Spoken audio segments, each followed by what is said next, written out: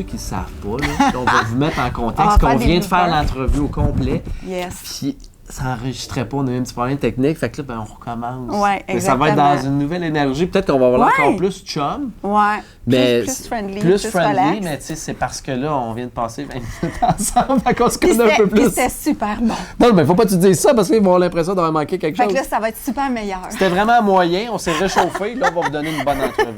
Sorry.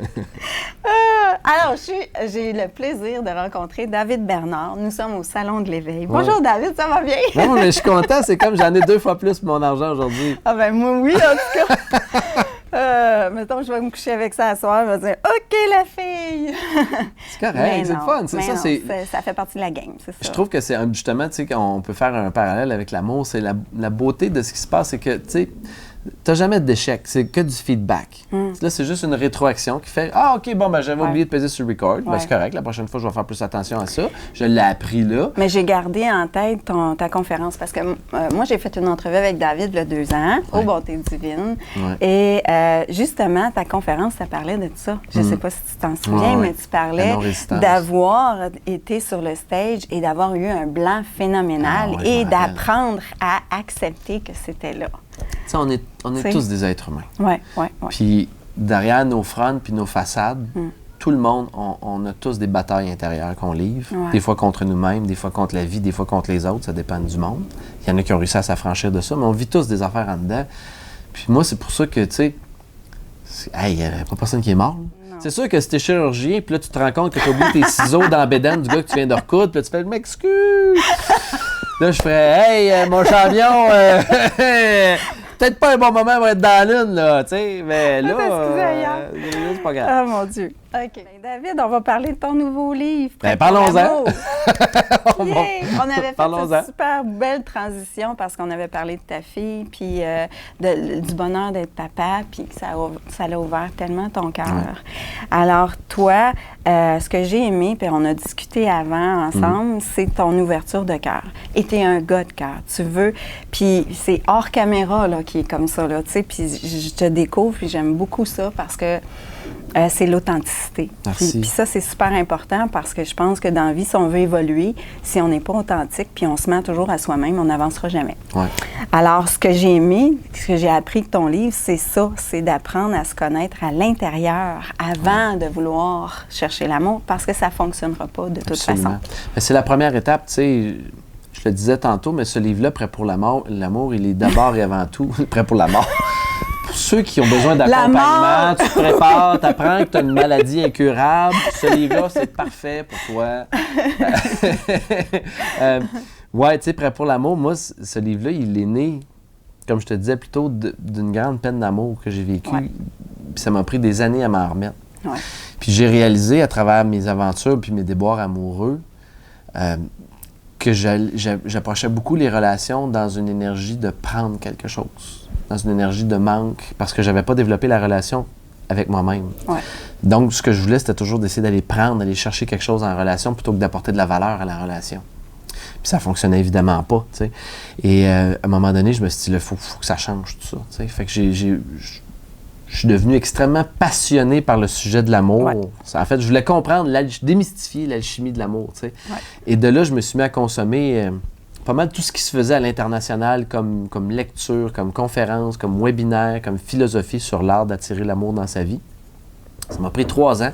J'en ai synthétisé une méthode vraiment concrète en 10 semaines qui est basée sur 2 grands axes. Soit d'abord l'être pour 5 semaines et ensuite le faire. Fait que, tu sais, si je te le résume simplement, 5 semaines pour développer la relation la plus importante qui soit celle que tu as avec toi-même, ça c'est la condition sine qua non, pour retomber en amour avec toi-même. Parce que si tu fais pas ça, ce qui va se passer, c'est que tu rentres en relation, tu sens un grand vide intérieur que tu n'as jamais trop géré, fait que tu t'imagines que quand tu tombes en amour, là, tu es enfin complet, sauf que ton bonheur dépend à 100% de l'autre personne. Puis si l'autre personne change, évolue, prend une direction, une tangente différente, ça te fait souffrir parce que là, tu n'as plus cette connexion-là, parce que tu es dépendant de l'amour de l'autre, ce qui fait que là, tu t'engages dans des luttes de pouvoir, qui peuvent être de la colère, de la confrontation, des pleurs, la victimite, peu importe.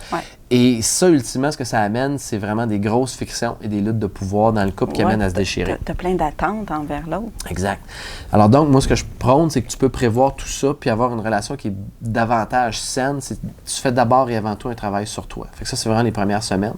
Guérir ton passé, accepter ce qui est, comprendre ce que tu veux, comprendre les blessures de ton passé, comprendre aussi les croyances qui t'ont été léguées par ta famille, par tes parents, par tes expériences amoureuses passées qui t'ont fait souffrir, qui font qu'aujourd'hui, tu approches l'amour avec une certaine lunette, une certaine perspective. Fait comment tu peux comprendre ça pour te libérer de ça? Pour ensuite de ça entamer la deuxième partie qui est tout aussi importante, soit le faire, pardon. Ouais, donc, être dans l'action. Tu sais, je te disais tantôt, il y a une place où est-ce que c'est sûr que tu rencontreras jamais le partenaire de tes rêves, c'est assis sur le divan chez vous. Non, c'est ça. J'avais fait le parallèle avec les réseaux sociaux et réseaux contacts. Oui, mais c'est comme, tu sais, ça peut fonctionner jusqu'à une certaine limite, là. Il y a des études qui ont été faites là-dessus qui prouvent, il y a 2 ans de ça, il y a une étude qui a été faite avec 5000 couples pour essayer de comprendre où se cachait l'amour. Où tu peux trouver l'amour, c'est où les meilleurs spots? Si tu le rayon des surgelés au IGA ou dans un café ou un restaurant. Pourquoi pas? Ben justement, mais il y a plein. Il est sorti pour presque 3 pages de locations spécifiques. Sauf que ce qui est intéressant là-dedans, c'est que ce qu'ils ont déterminé, c'est que d'un, 24% des couples se rencontrent à travers des médias sociaux ou un portail virtuel comme un site de rencontre. Fait que c'est quand même 1 sur 4. Fait que ça fonctionne. Toutefois, les études prouvent que ça fonctionne davantage à court terme que sur le moyen et long terme. Donc, que les réseaux rencontres, c'est souvent pour des aventures d'un soir ou des aventures momentanées qui ne dureront pas toujours. Même si ton intention, c'est que ça dure, souvent les gens ils vont là-dessus pour autre chose que ça, surtout Tinder. C'est mieux le speed dating. Quand tu es face à face, non?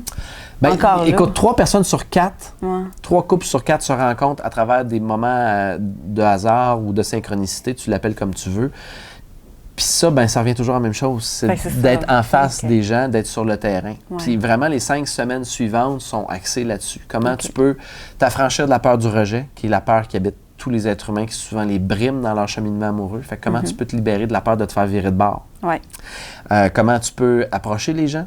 Comment tu peux développer une communication plus efficace pour envoyer des signaux clairs, nets et précis pour être dans soit le charme ou soit la séduction, mais surtout être dans l'authenticité pour apprendre à comprendre vite qui est la personne en face de toi. Parce que, tu sais, souvent, on projette des affaires au début parce qu'on a une attirance physique, puis les phéromones sont là. Puis les femmes, peut-être, sont plus axées à faire des scénarios que les hommes, est-ce que je pense d'habitude, non? Je te dirais que de manière générale, les femmes, statistiquement, font plus de scénarios, mais ce qui est très intéressant, c'est que les femmes... les hommes ont moins de facilité à comprendre le langage et à décoder le langage non-verbal des femmes. Toutefois, ils vont être très forts pour décoder et ressentir la confiance qu'une femme porte en elle-même. Tandis que les femmes, elles sont très fortes sur le décodage du langage non-verbal des hommes. Ça, c'est au niveau instinctif. Elles s'en rendent même pas compte. Moi, ce que je fais dans le livre, c'est que j'essaie vraiment de démystifier et de décortiquer quels sont les gestes spécifiques que tu peux faire, certaines paroles spécifiques que tu peux utiliser qui vont créer des rapprochements ou au contraire, qui vont créer un challenge dans la relation pour l'amener au prochain niveau. Fait que là, ça peut être une première date, comment éviter les moments malaisants dans une première rencontre, comment amplifier la connexion, comment amener ça vers une deuxième rencontre, comment amener ça vers le couple, tranquillement, pas vite, mais jamais dans la technique de séduction cheap, ou paye-y 2 verres, puis à la fin de la veillée, tu vas ramener chez vous. Ça m'énerve, pas capable, ça. T'sais. C'est vraiment toujours dans l'énergie du cœur, puis dans l'intention de bâtir une relation à long terme. OK. J'adore ça. J'adore que tu l'as mis à ce niveau-là parce que mon premier feeling, c'était pas ça. Ben non, mais c'est avec la couverture, les ballons. Mais c'est parce que c'est ça. C'est quand même David Bernard, le gars du banquier, et c'est tout chic, c'est tout beau. Et on se dit, puis là, on parlait de la séduction tantôt. Ouais. Alors, fallait que je charme les lectrices potentielles qui passent devant le livre. On voulait quelque chose de tape à l'œil pour les attirer. Exactement. T'sais. Puis aussi, ben, de nos jours, on voit, je ne sais pas si c'est au cinéma, mais c'est très axé sur la sexualité puis le physique. Ouais. Puis je me demande même jusqu'à quel point les jeunes hommes, ils sont tellement sur Internet pour cet aspect-là que ça change tout ce qu'ils ont en tête au niveau de la relation de couple. Fait que ça vient, mais peut-être que c'est pas les gars qui vont le lire, là, mais en même temps, je trouve que ça vient un peu rebalancer cet aspect-là. Tu penses-tu? Bien, c'est intéressant, le point que tu soulèves. Puis moi, ce que je prône beaucoup là-dedans, c'est que je pense que les femmes vont guérir notre monde. L'énergie yin, féminine, va guérir notre bon. monde, sauf que les femmes ont un petit travail à faire sur elles-mêmes, en ce sens que Moi, je suis bien il y a plusieurs décennies de ça, il y a un grand mouvement qui s'est installé qui a permis la libération de la femme, qui est le mouvement féministe, qui est extraordinaire, qui a reconnecté les femmes avec leur pouvoir. Par contre, ceci dit, ce que ça l'a amené, c'est que ça l'a amené un mouvement de contrebalancier où les femmes sont devenues très alpha. On commençait à incarner l'énergie du yang. Il y a deux grandes énergies dans l'univers, le yin et le yang. Le yin étant l'énergie féminine par excellence, c'est la souplesse, c'est la flexibilité, la douceur, c'est l'eau. Le yang étant l'énergie de l'homme, c'est la chaleur, c'est le conquérant, c'est la force. Et ce qui s'est passé avec le mouvement féministe, c'est que les femmes sont devenues très yang. Donc, elles sont devenues des femmes alpha qui sont très carriéristes, top maman, top maîtresse amante, top femme de maison. Fait que là, top ils sont sportive top aussi, ouais. Ça leur a amené une pression énorme, mais en même temps, pour contrebalancer cette énergie-là, les hommes, eux, sont allés dans l'autre côté, qui, on l'a vu d'ailleurs avec le mouvement des métrosexuels puis des ubersexuels, les hommes ont commencé à incarner l'énergie du yin, qui est un peu plus dans la féminité. Alors les hommes sont devenus comme un peu plus roses, qu'il faut qu'ils apprennent à communiquer, pas à parler, mais là, je parle pas de la génération silencieuse, je parle plus, des nouvelles générations. OK. Parce que moi, je vois les gars qui commencent à avoir plus de barbe. Ah non, mais attention, ça, c'est juste le front. Ah, OK. Ça, c'est juste le front, parce que justement, ils sont devenus yin dans leur manière de communiquer. Mais là, les femmes leur ont dit, moi, je veux pas d'une chochotte là, chez nous. Là. Fait que masculinise-toi. Fait que là, tu le vois avec le mouvement. Là, les gars, ils ont l'air d'être des bûcherons. Ils sont même pas capables de changer des pneus, ni de battre d'un arbre, mais ils ont toutes des grosses barbes de bûcherons. Explique-moi ça.